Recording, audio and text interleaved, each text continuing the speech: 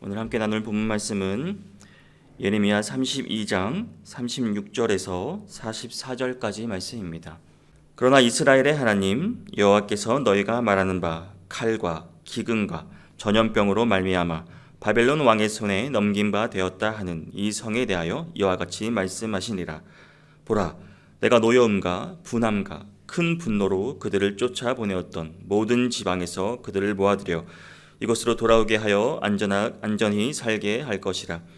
그들은 내 백성이 되겠고 나는 그들의 하나님이 될 것이며 내가 그들에게 한 마음과 한 길을 주어 자기들과 자기 후손의 복을 위하여 항상 나를 경외하게 하고 내가 그들에게 복을 주기 위하여 그들을 떠나지 아니하리라 하는 영원한 언약을 그들에게 세우고 나를 경외함을 그들의 마음에 두어 나를 떠나지 않게 하고 내가 기쁨으로 그들에게 복을 주되 분명히 나의 마음과 정성을 다하여 그들을 이 땅에 심으리라.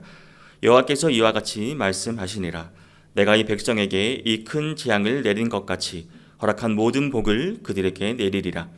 너희가 말하기를 황폐하여 사람이나 짐승이 없으며 갈대아인의 손에 넘긴 바 되었다 하는 이 땅에서 사람들이 밭을 사되 베냐민 땅과 예루살렘 사방과 유다 성읍들과 산지의 성읍들과 저지대의 성읍들과 네겝의 성읍들에 있는 밭을 은으로 사고 증서를 기록하여 봉인하고 증인을 세우리니 이는 내가 그들의 포로를 돌아오게 함이니라. 여호와의 말씀이니라. 아멘. 이제 오늘 본문은 예레미야의 기도와 그리고 여호와의 응답이 나온 이후의 본문 말씀입니다. 다시 구원의 메시지가 선포됩니다. 이어지는 내용이 이제 앞의 내용과 분위기가 달라지는 것을 우리는 알 수 있습니다. 그 신호가 바로 첫 본문의 시작인 그러나입니다. 36절을 다시 보면 그러나 이스라엘의 하나님 여호와께서 너희가 말하는 바 칼과 기근과 전염병으로 말미암아 바벨론 왕의 손에 넘긴 바 되었다 하는 이 성에 대하여 이와 같이 말씀하시니라. 이 36절을 시작하는 이제 그러나 이제 원어로는 베아타입니다. 이것은 바로 새로운 시작을 알려주는 신호입니다. 개역개정 성경에서는 이것을 그러나라는 접속어로 번역했지만 이제 그러나 이제 이 번역이 더 적절합니다. 그러나 이제 칼과 기근과 전염병으로 바벨론 왕의 손에 넘긴 바 되었다라고 말하는 것입니다. 이것은 앞서 예레미야 32장 24절에서 칼과 기근과 전염병으로 말미암아 이 성이 이를 치는 갈대아인의 손에 넘긴 바 되었다와 동일한 표현입니다. 이러한 연관성을 통해 이제 예레미야가 36절 이하의 예루살렘에 대한 것임을 다시 한번 명확하게 밝히고 있는 것입니다. 본문 37절에서는 보라, 내가 노여움과 분함과 큰 분노로 그들을 쫓아보내었던 모든 지방에서 그들을 모아들여 이것으로 돌아오게 하여 안전히 살게 할 것이라고 말씀합니다. 무엇이 연상됩니까? 이제 여호와 하나님의 구원 사건을 다시 우리에게 말해주고 있는 것입니다. 여호와 하나님께서는 분노를 표현하는 이 용어를 무려 3번이나 사용하십니다. 노여움과 분함과 큰 분노로 그들을 쫓아 보내셨는데 이제 그들을 다시 돌아오게 하신다는 것입니다. 이미 앞서 포로로 끌려간 이 이스라엘이 가나안 땅으로 다시 귀환할 것을 말하고 있습니다. 이는 이전에 계속 예레미야서에서 몇 번이고 강조되었던 주제입니다. 하나님께서는 그들을 다시 가나안 땅으로 귀환시키신다는 것입니다. 예레미야는 그것을 다시 강조하고 있습니다. 덧붙여서 본문 37절에서는 여호와께서 그들을 안전히 살게 할 것이라고 선언하고 있습니다. 이로써 이스라엘은 이제 가나안 땅으로 귀환하는 것만이 아니라 뿌리를 내리고 거주하며 다시 그곳을 재건할 것이라고 말씀하고 계신 것입니다. 본문 38절에서는 이제 소위 언약 공식이라고 우리가 말하고 있습니다. 그들은 내 백성이 되겠고 나는 그들의 하나님이 될 것이다라고 말씀하고 계십니다. 그러니까 여호와 하나님께서 이스라엘을 돌아오게 하여 살게 할 것이고 그 결과 하나님은 이제 이스라엘과 다시 새로운 언약 관계를 맺을 것이라는 말씀입니다. 또 여기서 여호와 하나님을 주어로 하는 이제 인칭 대명사가 사용되는데 아니라는 인칭 대명사가 사용합니다. 이것은 인칭 대명사를 추가함으로써 이것은 이방 신이 말하는 것이 아니다. 나 여호와 하나님이 이스라엘 하나님이 된다는 것을 이들에게 강조하고 있는 것입니다. 여러분, 이스라엘 회복은 단지 외적인 부분에서만 일어나지 않습니다. 본문 39절, 40절 말씀을 보겠습니다. 내가 그들에게 한 마음과 한 길을 주어 자기들과 자기 후손의 복을 위하여 항상 나를 경외하게 하고 내가 그들에게 복을 주기 위하여 그들을 떠나지 아니하리라 하는 영원한 언약을 그들에게 세우고 나를 경외함을 그들의 마음에 두어 나를 떠나지 않게 하고라고 말씀합니다. 예레미야는 여호와 하나님께서 이스라엘에 한 마음과 한 길을 줄 것이라고 말씀합니다. 이것은 이스라엘의 회복을 말씀하시면서 에스겔서 11장 19절에서 하신 말씀과 비슷합니다. 이곳에서는 내가 그들에게 한 마음을 주고 새 영을 그들에게 주겠다고 말씀하셨습니다. 그러면서 이 말씀은 이제 본문 40절과 연결되는 것입니다. 언어에서는 이제 내가 언약을 세우다라는 문구가 먼저 앞서 나오면서 이 언약을 세우다는 말을 강조하고 있습니다. 38절에서는 이제 여호와 하나님과 이스라엘의 언약 관계가 풀이되어서 나왔다면 40절에서는 이제 이 언약이라는 개념이 나오는 것입니다. 여호와 하나님께서 세우실 언약이 무슨 언약이라고요? 영원한 언약이라고 말씀하고 있습니다. 이전의 언약과 구별되는 말씀입니다. 그러나 이 영원한 언약이라는 표현은 이전에도 이미 몇 번 나왔습니다. 창세기 9장 16절에서 이제 노아에게 언약을 말씀하시며 영원한 언약을 기약하라라고 하셨고, 창세기 17장 13절에서는 아브람과 언약을 말씀하시면서 할례를 받아 이에 언약이 너희 사례에서 영원한 언약이 된다고 말씀하셨습니다. 또한 출애굽기 31장 16절에서도 안식일을 말씀하시면서 그것이 대대로 영원한 언약을 삼을 것이라고 몇 번 또 영원한 언약이라는 말씀이 나왔습니다.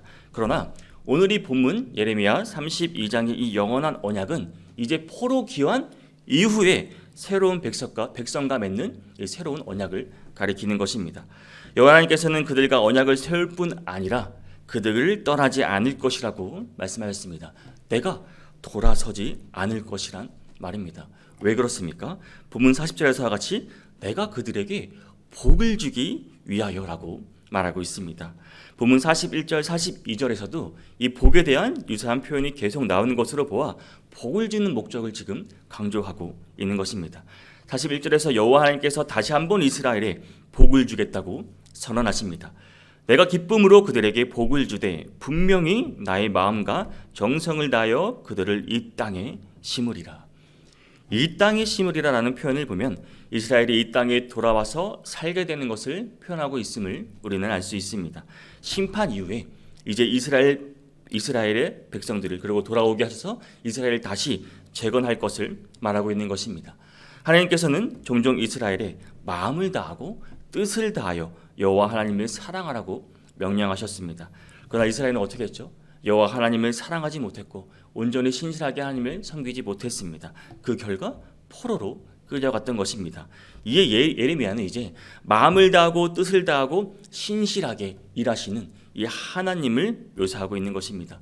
이스라엘 여호와 하나님을 사랑하여 귀환한 것이 아니라 여호와 하나님께서 신실하시게 끊임없이 계속해서 이스라엘을 사랑하시고 신실하시기 때문에 이스라엘을 귀환시키신다는 것입니다. 여기서 본문은 여호와께서 모든 재앙뿐 아니라 모든 복을 내리실 수 있다고 선언하고 있습니다. 본문 42절입니다. 여호와께서 이와 같이 말씀하시니라. 내가 이 백성에게 이 큰 재앙을 내린 것 같이 허락한 모든 복을 그들에게 내리리라. 허락했다는 것은 내가 그들에게 말했다는 것을 말합니다. 내가 너에게 말한 것을 내가 허락한다는 것입니다. 여호와 하나님께서 자신이 말씀하시는 것을 신실하게 지키신 분이라는 것을 말씀하고 있는 것입니다. 덧붙여 본문은 계속해서 또한 인칭 대명사를 사용합니다. 이것은 나다. 여호와 하나님이 내가 너에게 복을 주는 주체임을 말하고 있습니다. 그리고 이어지는 내용이 본문 43절, 44절입니다. 너희가 말하기를 황폐하여 사람이나 짐승이 없으며 갈대아니의 손에 넘긴 바 되었다는 이 땅에서 사람들이 밭을 사되 베냐민 땅과 예루살렘 사방과 유다 성읍들과 산지의 성읍들과 저지대의 성읍들과 네겝의 성읍들에 있는 밭을 은으로 사고 증서를 기록하여 봉인하고 증인을 세우리니 이는 내가 그들의 포로를 돌아오게 함이니라. 여호와의 말씀이니라. 이는 밭 매매 행위를 서술하고 있습니다. 이전에 예레미야 이제 아나돗 밭 매매가 개인적인 행위였다면 이제 오늘 본문에 나오는 이 내용은 포로 기환자들의 밭 매매 행위를 묘사하고 있는 것입니다. 예레미야는 사람이나 짐승이 없으며 갈대아인의 손에 넘긴 바 되었다를 통해 이제 예루살렘의 멸망적인 상황을 먼저 묘사했습니다. 그러나 그곳에 어떻게 되죠? 사람들이 거주하며 생존을 위해 밭을 매매하게 될 것이라고 말하고 있는 것입니다. 이것은 유다 땅뿐만이 아닙니다. 사람들이 살기 어려웠던 예루살렘 땅에도 다시 사람이 거주하게 될 것이라고 말하는 것입니다. 본문 44절에서는 한 걸음 더 나아가 예루살렘 사방과 유다 성읍들과 산지의 성읍들과 저지대의 성읍들과 네겝의 성읍들에 있는 밭을 말하는데 유다의 모든 곳에 사람들이 거주하게 될 것을 묘사하고 있는 것입니다. 성도 여러분, 어떻게 이스라엘이 이렇게 회복될 수 있었던 것입니까? 이것은 여호와 하나님께서 그들을 포로에서 돌아오게 했기 때문입니다. 신실하신 여호와 하나님의 전적인 은혜였습니다. 하나님께서는 고통스러운 그런 상황 중에서도 하나님의 의를 지키시며 선하심과 또 은혜로우심으로 그 간구하며 부르짖는 예레미야의 기도를 앞서 절대 외면하지 않으셨던 분이십니다.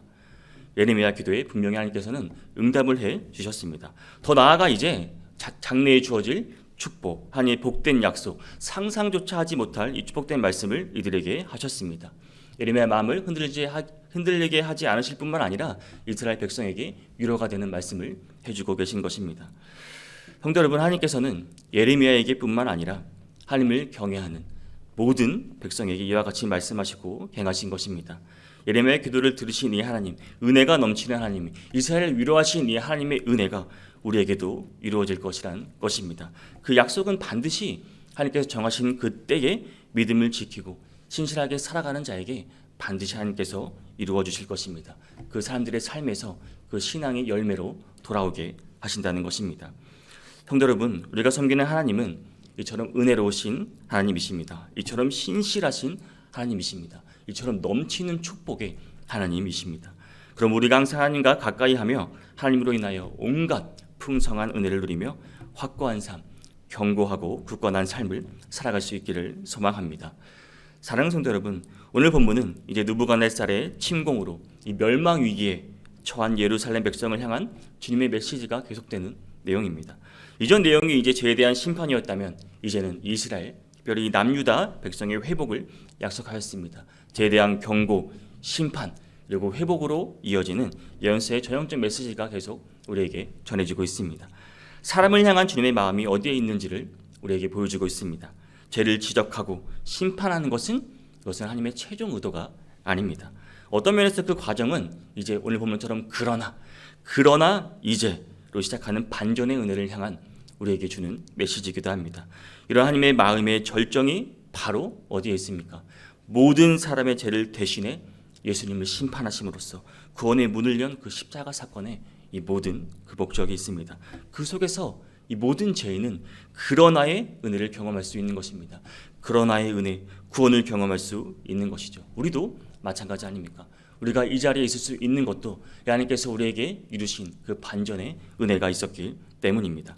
사랑하는 성도 여러분, 하나님께서 남유다 사람을 심판하신 후에 다시 회복시켜 돌아오게 하신다고 하셨습니다. 심판과 회복 모두 언약의 신실한 하나님의 모습입니다.